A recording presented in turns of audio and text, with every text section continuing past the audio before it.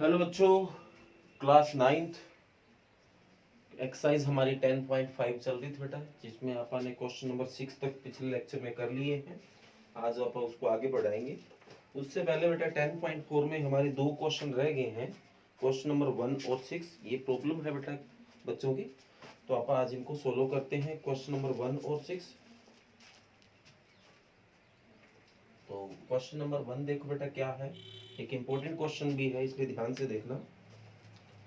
कहता है two circles of radii 5 centimetre and 3 centimetre are intersect at 2 points.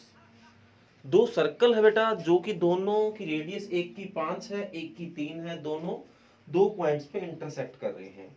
And the distance between their centre is 4 centimetre. और उनकी अगर आप distance की बात करें आपस में, उनके सेंटर का जो डिस्टेंस है वो 4 सेंटीमीटर है।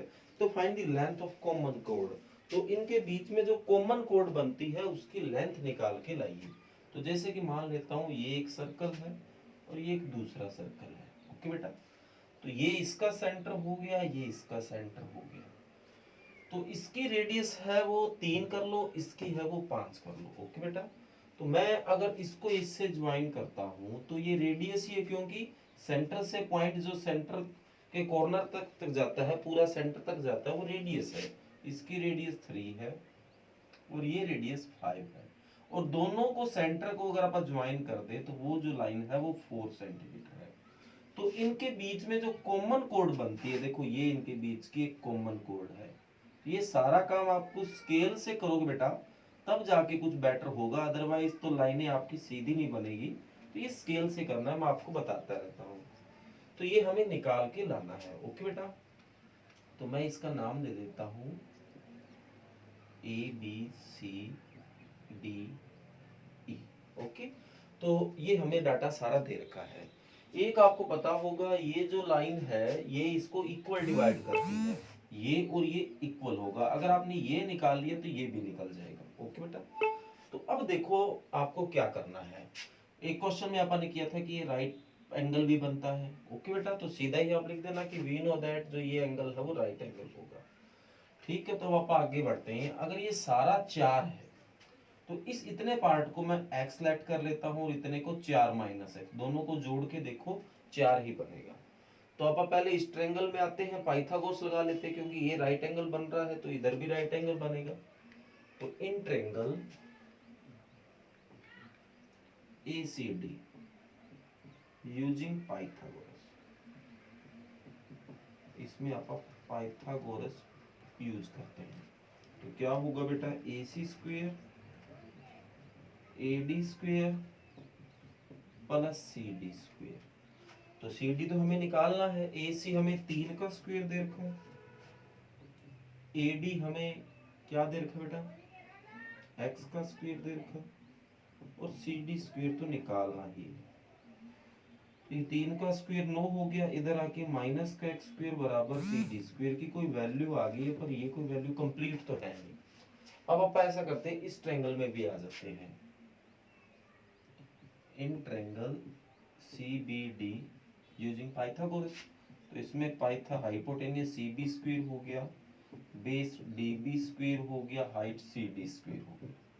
ओके बेटा, तो CB हमारा 5 है तो 5 का स्क्वायर, DB हमारा 4 माइनस एक्स है उसका स्क्वायर, और CD स्क्वायर की ये वैल्यू पड़ी 9 माइनस एक्स स्क्वायर।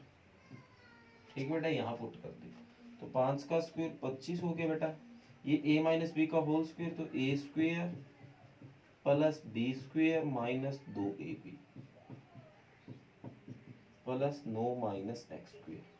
तो एक्स स्क्वायर से तो एक्स स्क्वायर कट हो गया, तो 25 4 का स्क्वायर 16 माइनस का 8x प्लस 9, तो 16 और 9 25 हो गया बेटा। 16 और 9 25 माइनस 8x, तो प्लस का 25 इधर आके माइनस का 25 बराबर माइनस 8x, माइनस 8x बराबर 0। तो यहाँ से x की वैल्यू 0 बाई माइनस 8, जो कि क्या आ गई है, 0 ही आ गई है। तो अगर x की वैल्यू 0 है, हमें तो CD निकालना है, तो इक्वेशन नंबर 1 में पुट कर दो। तो x पुट इन इक्वेशन 1, तो बेटा CD स्क्वायर बराबर 9 माइनस एक्स स्क्वायर है, तो सी डी स्क्वेयर बराबर 9 माइनस एक्स स्क्वेयर, तो 0 का स्क्वेयर बराबर 9, तो बराबर सी डी स्क्वेयर बराबर 9। बोथ साइड रूट किया, इससे कट हो गया, तो 9 का रूट क्या आ गया 3। प्लस माइनस आता है पर अपा माइनस तो हो नहीं सकता, तो अगर सी डी 3 है तो डी सी भी 3 होगा, देन डी सी भी 3 होगा, सॉरी डी सी नहीं है, डी ई है, डी ई भी 3 होगा।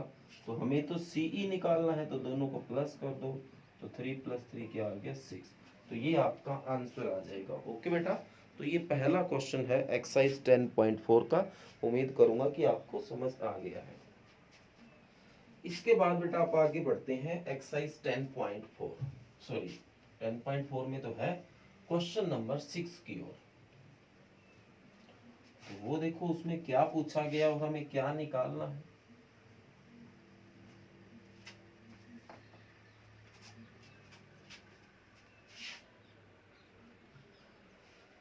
देखो क्या बोला गया है, a circular park of radius 20 metre is situated in a colony. एक सर्कुलर पार्क है बेटा जिसकी रेडियस की बात करें तो 20 मीटर है। 3 boys Ankur, Syed and David are sitting at equal distance on the boundary, each having a toy telephone in hands to talk each other. 3 बच्चे हैं बेटा, 3 लड़के हैं, उनका नाम भी बता रखा है अंकुर, सैयद और डेविड। ये तीनों बाउंड्री पे बैठे हैं, इक्वल डिस्टेंस पे बैठे हैं, एक दूसरे का डिस्टेंस भी बराबर है, और इनके हाथ में एक टेलीफोन है बेटा जो कि खिलौना है, ठीक है बेटा, उससे वो बात कर रहे हैं। Find the length of string for each phone. अब उन्होंने क्या हर फोन के धागे बांध रखे हैं, तो उनकी लेंथ निकाल के लानी है। हमें ये तो दे दिया कि उनका जो डिस्टेंस है वो इक्वल है, पर वो कितना है ये निकाल के लाना है। तो एक इसने सबसे बताया पहले कि एक सर्कल है बेटा जिसकी रेडियस 20 है। अब 3 लड़के हैं अंकुर, सैयद और डेविड, ठीक बेटा, ये तीनों बच्चे यहाँ बैठे हैं और इन तीनों का जो डिस्टेंस है वो इक्वल है। जैसे ये डिस्टेंस है, ये डिस्टेंस है, इक्वल है। ये सेंटर है यहाँ से और इसकी रेडियस है वो 20 मीटर है। इसका मतलब अगर मैं इसको यहाँ ज्वाइन कर दूं, ये 20 है, ये 20 है, ये 20 है। ओके बेटा, अब आपको पता है सेंटर से जो लाइन इस कोड को बाइसेक्ट करती है, एक तो वो उसको बाइसेक्ट करती है, 2 टुकड़े करती है, और एक 90 डिग्री भी होती है। तो ये बिल्कुल स्केल से काम करना, हाथ से नहीं करना बेटा। एक तो ये राइट एंगल होगा और एक इसको आधा आधा डिवाइड कर देगा। एज इट इज इधर भी ये राइट एंगल होगा, एज इट इज इधर भी। ओके बेटा, उम्मीद करूंगा समझ आ गया होगा। तो पी क्या हुआ, इसका नाम दे देता हूँ। तो अभी जैसे मैंने कहा कि ये और ये इक्वल है, ठीक बेटा। तो आपको जो गिवन है वो है कि एक जो ए एस है, एस डी है, ए डी है, वो आपस में इक्वल है, और जो रेडियस है वो 20 है, और आपको जो फाइंड करना है वो यही निकालना है, ए एस, एस डी और ए डी निकालना भी ये है, ठीक बेटा। तो मैं इनको 2x लेट कर देता हूँ। लेट जो ए एस है, एस डी है, ए डी है, वो क्या है 2x। अगर ये 2x है तो ये भी 2x है और ये भी 2x है, और ये आधा आधा है तो ये x और x हो गया, ये भी x और x हो गया, ये भी x और x हो गया। ओके बेटा, उम्मीद करूंगा आपको बढ़िया समझ आ रहा है। यहाँ ओ सेंटर है, तो आप देखो यहाँ राइट 90 डिग्री का एंगल बन रहा है, तो इस ट्रायंगल ओपीडी में पाइथागोरस यूज हो सकता है। तो in triangle OPD using Pythagoras, तो इसमें क्या हो जाएगा, ओडी स्क्वायर बेटा, पीडी स्क्वायर और ओपी स्क्वायर। तो ये 20 का स्क्वायर हो गया, ये x का स्क्वायर हो गया, ये ओपी स्क्वायर हमें निकालना है। तो 20 का स्क्वायर 400 हो गया, प्लस का स्क्वायर इधर आके माइनस का, इधर ओपी स्क्वायर। तो बोथ साइड रूट कर देते हैं बेटा, ये स्क्वायर पड़ा रहेगा, इससे कटा, तो ओपी जो है वो आपका 400 माइनस एक्स स्क्वायर आ गया। अब देखो हमें x निकालना है, x निकल जाएगा तो सारा कुछ हो जाएगा, पर अब भी कोई x निकला नहीं है हमारा। आप ट्रायंगल एपीडी में आओ तो उसमें भी पाइथागोरस यूज कर सकते हो। In triangle APD using Pythagoras,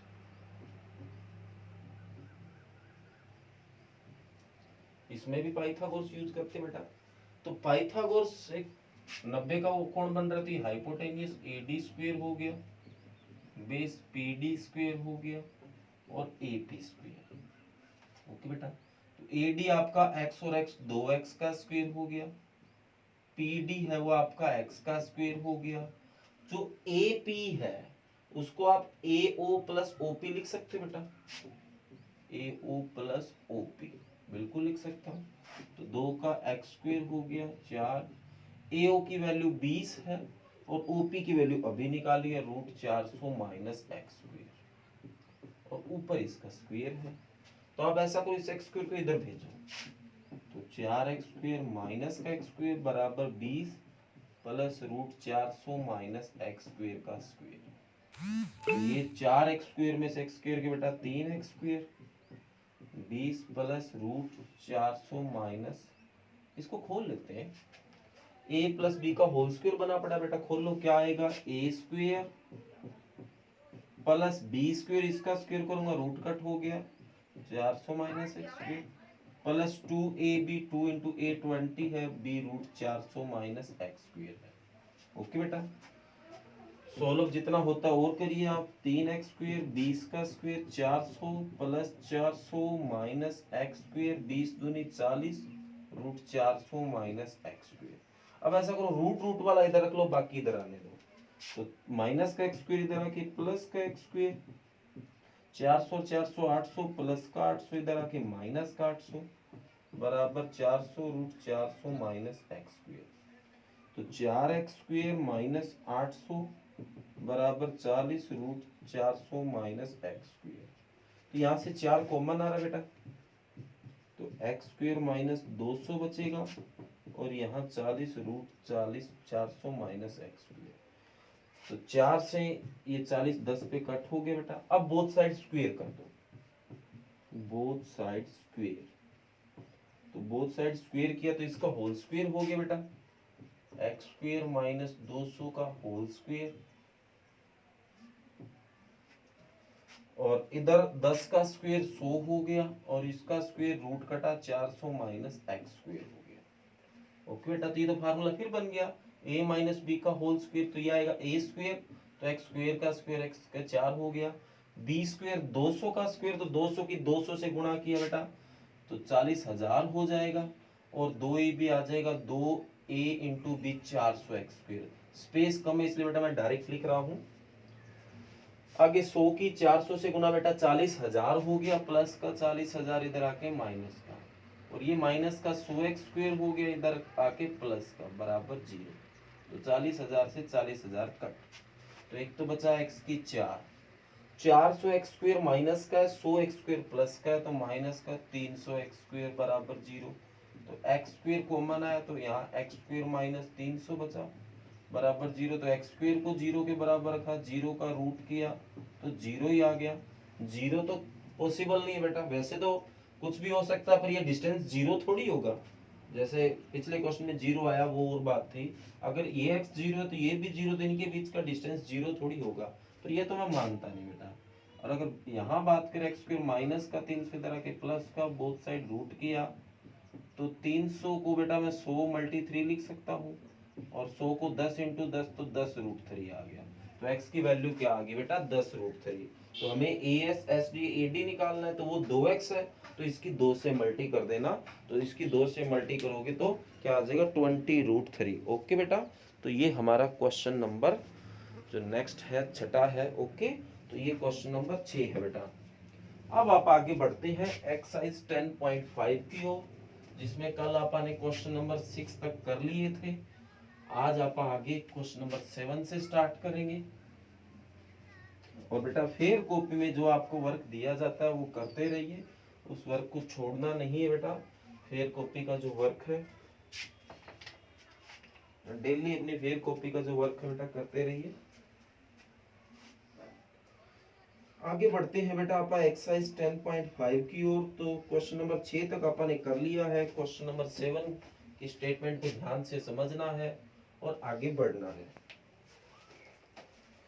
7 में बोला गया if diagonals of a cyclic quadrilateral are diameter of the circle through the through the vertices of the quadrilateral prove that it is a rectangle. तो इसने ये कहा है एक साइक्लिक जो क्वाड्रिलेटरल के डायगोनल होते हैं वो क्या है, वो डायगोनल अब की बार रेक्टेंगल जो एक सर्कल है उसके डायमीटर है। तो प्रूव करके दिखाओ जो साइक्लिक क्वाड्र जिसकी आप बात कर रहे हैं वो एक रेक्टेंगल होगा। तो कैसे हमें प्रूव करना है वो आप अच्छे से समझ गए होंगे। तो ये एक सर्कल है बेटा, तो इसमें मैं ए बी सी डी एक साइक्लिक क्वाड्रिलेटरल है। साइक्लिक क्वाड्रिलेटरल वो क्वाड्रिलेटरल होता है बेटा जिसके चारों पॉइंट है सर्कल के ऊपर हो, ए बी सी डी। अब इसका डायगोनल ये ए डी हो गया, ये ए सी हो गया, ये क्या है बाई इसके है जो आपके क्या बोलते हैं डायमीटर। तो ये दोनों है वो डायमीटर है। तो गिवन है आपको diagonal A C and B D are diameter of circle, ये आपको गिवन है। और प्रूव क्या करके दिखाना है आपको कि जो ए बी सी डी है इज रेक्टेंगल, वो एक रेक्टेंगल होगा। तो क्वाड्रिलेटरल तो इसने पहले ही दे दिया है कि ये चतुर्भुज तो है चार भुजा वाला। अब आपको रेक्टेंगल प्रूव करके दिखाना है। तो रेक्टेंगल में क्या खास बात होती है, इसके चारों एंगल 90 के होते हैं, बस ये प्रूव करना है आपको। अब आपको मैं एक बता देता हूं कि कोई सेमी सर्कल अगर आप इतने की बात करें ए सी बी सारे की बात कर रहा हूं, इतने सारे की, तो यहाँ ए बी सी तक यहां से लेके यहां तक बेटा ये एक सेमी सर्कल बन गया। और सेमी सर्कल किसके ऊपर बन रहा है, डायगोनल के ऊपर। और डायगोनल के ऊपर जब सेमी सर्कल बने और उस डायगोनल को अपन किसी पॉइंट पे मिलाएं तो वहां पे 90 डिग्री का एंगल बनता है बेटा।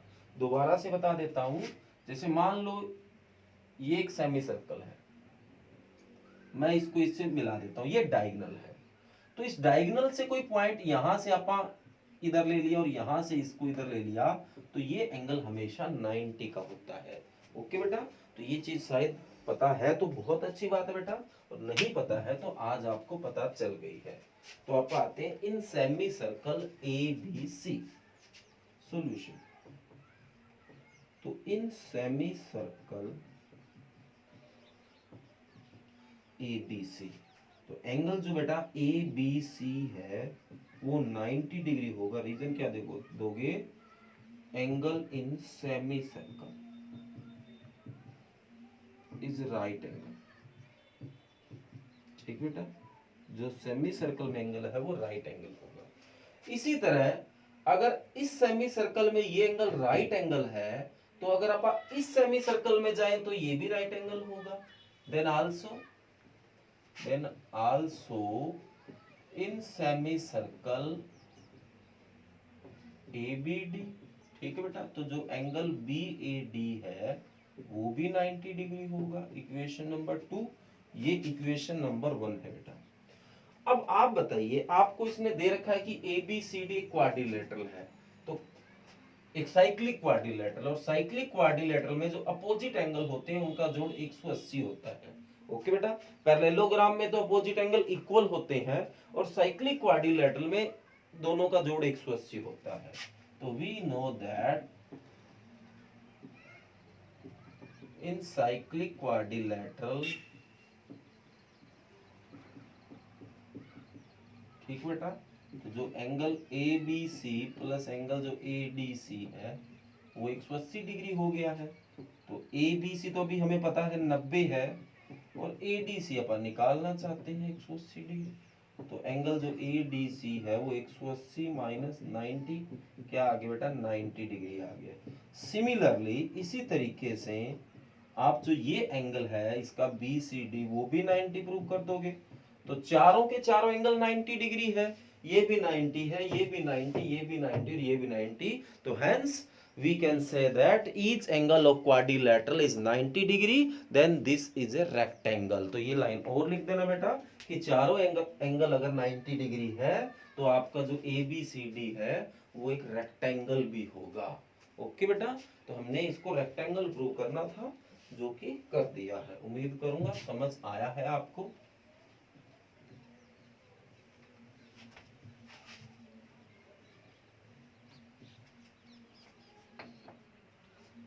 क्वेश्चन नंबर 8 देखो क्या है। If non-parallel side of a trapezium are equal, then prove that it is a cyclic. cyclic मतलब cyclic quadrilateral। तो कहता है कि एक ट्रेपीजियम है बेटा, ट्रेपीजियम आप समझते हो, पहले भी आपने किया है। ये दो साइड इसकी पैरेलल तो हमेशा होती है बेटा, ठीक है। तो अब की बार कहता है जो नॉन पैरेलल साइड है वो इक्वल है, मतलब ये जो साइड है वो इसकी इक्वल है। तो गिवन आपको क्या हो गया कि AD जो है वो पैरेलल है BC, क्योंकि ट्रेपीजियम में ये तो पैरेलल होता ही है, और जो AB है वो इक्वल टू DC, ये और ये बराबर है। और प्रूव आपको क्या करके दिखाना है कि एक साइक्लिक क्वाड्रिलेटरल है। ABCD is cyclic quadrilateral. हालांकि साइक्लिक क्वाड्रिलेटरल एक सर्कल के ऊपर बनता है, पर उसने वो चीज नहीं बताई, इसने सीधा ही कहता है प्रूव करके दिखाओ। तो साइक्लिक क्वाड्रिलेटरल की क्या खास बात मैंने अभी आपको बताई थी बेटा, कि अगर इसके आमने सामने वाले एंगल का जोड़ 180 डिग्री होता है तो ये एक साइक्लिक क्वाड्रिलेटरल है। तो आप ऐसा करो बेटा, कंस्ट्रक्शन करो।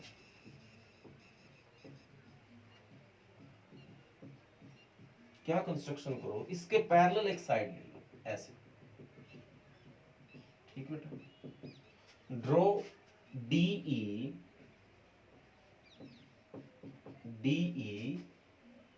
ठीक बेटा, वेयर E point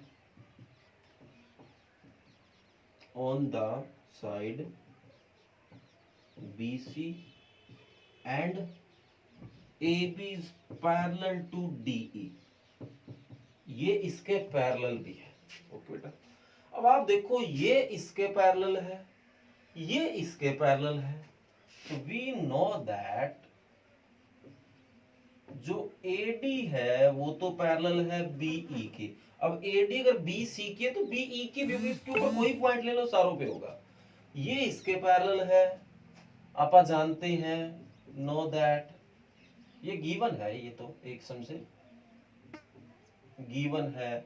और जो AB है वो पैरेलल है DE, ठीक है बेटा। ये BE था, BE, और ये बाय कंस्ट्रक्शन हमने लिया है। तो इस हिसाब से ये इसके पैरेलल, ये इसके पैरेलल, तो ये तो एक पैरेललोग्राम बन गया। तो देन जो ABED है वो एक पैरेललोग्राम बन गया, ठीक है बेटा। और पैरेललोग्राम में क्या होता है, आमने सामने की साइड पैरेलल के साथ साथ इक्वल भी होती है। तो AB किसके इक्वल हो गया, DE के इक्वल हो गया, इक्वेशन 1। और इक्वेशन जो ये आपको गिवन है कि जो AB है वो DC की इक्वल है, ये गिवन है आपको, ठीक बेटा। AB DE के भी बराबर है, AB DC के भी बराबर है, ये इसके बराबर भी है, ये इसके बराबर। इसका मतलब ये दोनों भी आपस में क्या है, देन जो DE है वो इक्वल टू DC भी है, ओके बेटा। ये और ये इक्वल है। तो अब आप इस ट्रायंगल में आते हैं, तो इन ट्रायंगल DEC, अगर ये साइड इस साइड के बराबर है, if DE is equal to DC, ये और ये साइड बराबर है, तो ये एक आइसोस्केलेस ट्रायंगल होगी, तो इसका ये एंगल इस एंगल के बराबर होगा। तो एंगल जो DEC है वो इक्वल होगा एंगल DCE के, ओके बेटा। Equation number 3। और आप बताओ कि ABED एक पैरेललोग्राम है, we know that ABED is parallelogram, ये एक पैरेललोग्राम है बेटा। और पैरेललोग्राम में आमने सामने के एंगल जो है वो इक्वल होते हैं, तो जो एंगल A है वो इक्वल होगा एंगल E, ओके बेटा। Equation number 4, okay. अब आप बताओ जो ये एंगल है इसका नाम मैं 1 दे देता हूं, इसका नाम एंगल 2 दे देता हूं। क्या इन दोनों का जोड़ 180 होगा, बिल्कुल होगा, ये तो एक लाइन के ऊपर है। तो ऑन लाइन सेगमेंट BEC जो एंगल आपका ये है एंगल 1 है प्लस जो एंगल 2 है वो 180 डिग्री होगा बेटा। तो एंगल जो 1 है उसका नाम अपन एंगल ई दिया है, ऐसे समझ नहीं आएगा, 1 2 तक समझने के लिए था। इसको आप ऐसे लिख सकते हैं डी ई बी। एंगल जो डी ई बी है प्लस डी ई सी है उन दोनों का जोड़ 180 होगा। और जो डी ई बी है उसको एंगल में ए लिख सकता हूं, ये इसके बराबर था, इसको क्या लिख दिया एंगल ए। और डी ई सी की जगह ये एंगल लिख सकता हूं डी सी ई। और दोनों का जोड़ क्या आ गया बेटा 180। ये कौन सा एंगल है डी सी ई, मतलब ये एंगल है। तो ये एंगल और एंगल ए ये है, इन दोनों का जोड़ क्या आ रहा बेटा 180। तो जब अपोजिट एंगल का जोड़ 180 हो तो वो एक साइक्लिक क्वाड्रिलेटरल होता है, और अपोजिट एंगल अगर इक्वल हो तो वो एक पैरेललोग्राम होता है। तो ये क्या हो गया 10 opposite the sum of opposite angle is 180 degree, then ABCD is cyclic quadrilateral। Okay बेटा, तो ये ही हमें प्रूव करना था। तो ये आपके सामने है क्वेश्चन नंबर 8। उम्मीद करूंगा कि आपको बढ़िया समझ आया है क्वेश्चन नंबर 8। ओके बेटा, तो अब आप आगे बढ़ते हैं क्वेश्चन नंबर 9 की तरफ।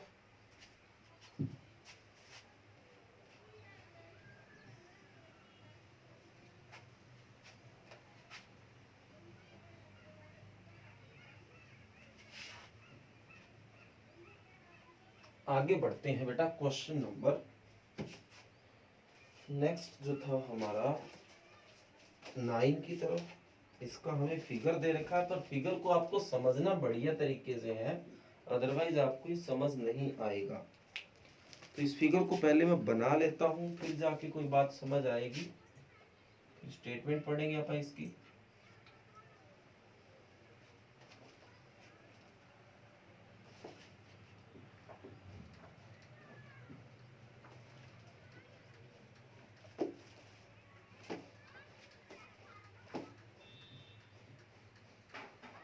ये काम स्केल से करना बेटा, हाथ से नहीं करना। सीधा करोगे हाथ से तो साफ नहीं होगा।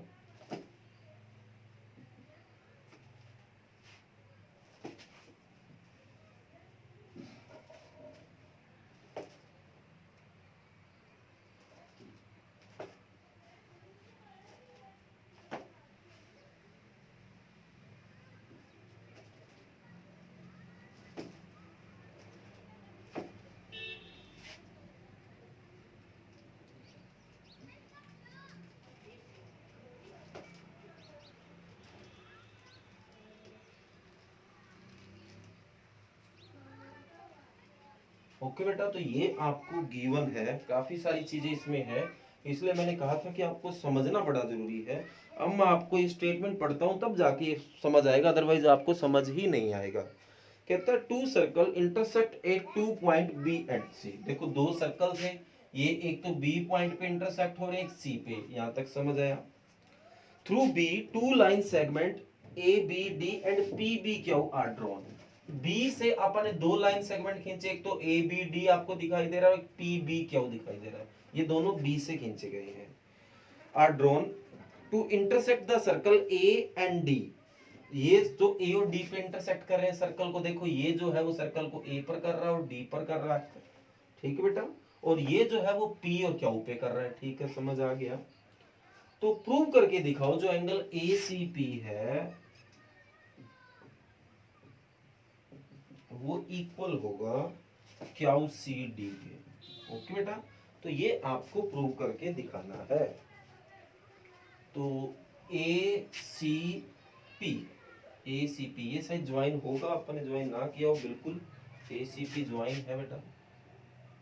तो जो ये ए सी पी ये यहां तक ये जो एंगल है वो इक्वल है क्यू सी डी इस एंगल के। इसके लिए आप ऐसा करो, एपी को ज्वाइन कर लो, कंस्ट्रक्शन है। और इधर इसको ज्वाइन कर लो। ठीक है बेटा, तो कंस्ट्रक्शन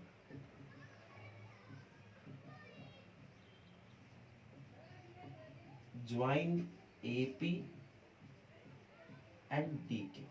ठीक है बेटा, अब आप देखो जो सेगमेंट AP है उसके ऊपर तो एंगल बन रहा है ACP, और साथ में इसी AP के ऊपर ये जो एंगल है B वाला, ये जो B वाला एंगल है, ये एंगल ये बन रहा है। अब आप सोचोगे सर प्रूव तो इसको इसके साथ करना है, आप ये क्यों कर रहे हो? देखो बेटा, इससे भी कोई फायदा होगा।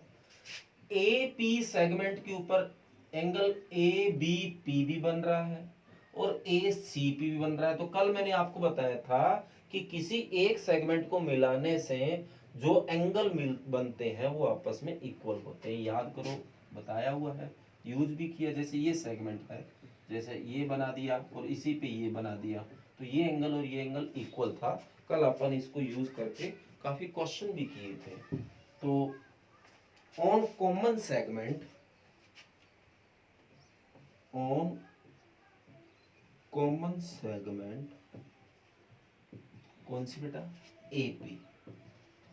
AP पे आते हैं तो एंगल जो ACP है वो इक्वल होगा ABP। Equation number 1, angle on common segment. Okay बेटा, इसी तरह अब आप देखो ये जो कॉमन सेगमेंट D क्या हुआ है, इसके ऊपर अपन ने बनाया DCQ या QCD, और इसके ऊपर भी ये DBQ बन रहा है, मतलब ये एंगल भी इसके ऊपर बन रहा है और ये एंगल भी बन रहा है। तो on segment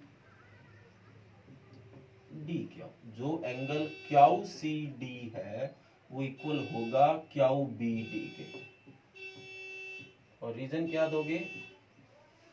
angle on common segment DQ।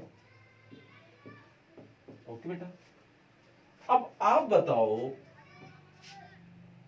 ये एंगल इस एंगल के बराबर होगा कि नहीं होगा? अपोजिट वर्टिकल एंगल नहीं बेटा। तो वी नो दैट ये इक्वेशन नंबर 2 होगी। वी नो दैट, क्या जानते हैं, जो एंगल ABP है वो इक्वल होगा QBD के। क्या रीजन दोगे? Vertical opposite angle. ठीक बेटा, ये इक्वल होगा इक्वेशन नंबर 3। तो सॉल्विंग इक्वेशन 1 2 3, 1 2 और 3 तीनों को सोल्व करो। ध्यान से देखो, ये जो एंगल है वो इसके बराबर था, ठीक है जी, ये एंगल इसके बराबर है और ये दोनों आपस में इक्वल है। तो इसका मतलब ये सारे एंगल एक दूसरे के इक्वल है। दोबारा देखो, ये एंगल इसके बराबर, ये एंगल इसके बराबर और ये दोनों आपस में बराबर, तो इसका मतलब ये सब जो एंगल आपा ने बनाए हैं वो इक्वल है। तो हमें प्रूव क्या करके दिखाना है? ACP, एक तो ये एंगल जो ACP है और ABP ये रहा, ये एंगल आपस में इक्वल होगा। ओके बेटा, तो ये हमें प्रूव करके दिखाना था, जो कि आपा ने कर दिया है। उम्मीद करूंगा आपको बढ़िया समझ आया है। ओके बेटा, तो आज जो आपको जो वर्क है वो यही है, क्वेश्चन नंबर 7 8 9, ये 3 क्वेश्चन आपको फिर कॉपी में राइट करने हैं। ओके बेटा, तो अब आप साथ में रिवीजन भी शुरू करते हैं। रिवीजन हम चैप्टर नंबर 12 को कर रहे थे। तो चैप्टर नंबर 12 में एक्सरसाइज 12.1 हमारी कंप्लीट हो गई है। 6 क्वेश्चन थे वो हो गए हैं। अब इसके एग्जाम्पल की बात करें तो इसमें 3 एग्जाम्पल है बेटा, एग्जाम्पल 1 2 3। तो ये 3 एग्जाम्पल जो है एक्सरसाइज 12.1 की, ये आपको रिवाइज करने हैं और जो राइट करने हैं वो 3 क्वेश्चन है जो मैंने आज आपको बताए हैं। ओके बेटा, इनको कर लेना। Thank you.